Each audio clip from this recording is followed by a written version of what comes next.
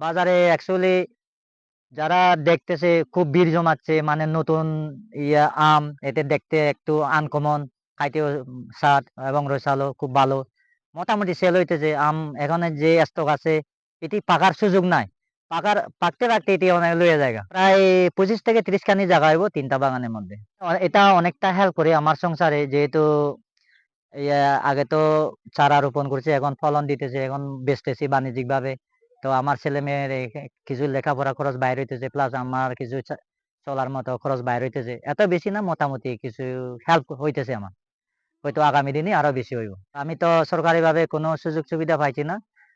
কিন্তু আমি যদি সরকারিভাবে কিছু ফেসিলিটি পাই বা লোন আর্থিকভাবে দারু, ওষুধ বা সার বা কিছু পরামর্শ যাতে আরো কিছু কেমনে ফলন বাড়ানো যায়, এটা যদি পাই, আমার তো পাশাপাশি উৎপাদন বেশি হইল না, প্লাস এখানে যারা বেকার লোক আছে কর্মসংস্থান আরো বাড়িয়ে গেল না।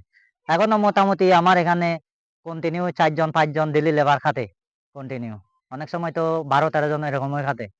হয়তো আরো বড় করতে পারলাম না যদি সরকারিভাবে যদি সহযোগিতা, আর্থিকভাবে সহযোগিতা পাইলে এখানে কর্মসংস্থান হইল না।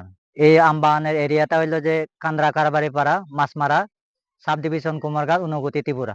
আমি এখানে ২০১৮ সাল থেকে আম বাগান শুরু করছি এবং ২০২৩ থেকে বাণিজ্যিকভাবে আমার আম বেচতেছি।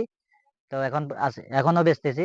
২০২৪ এ শুরু বেচতেছি এখনো। অ্যাকচুয়ালি এটা আমার এক নিকট আত্মীয়র মাধ্যমে এটা থাইল্যান্ড থেকে ১ম এ কয়েকটা চারা নেওয়া হয়েছে। এখান থেকে আমি এখানে শুরু করছি।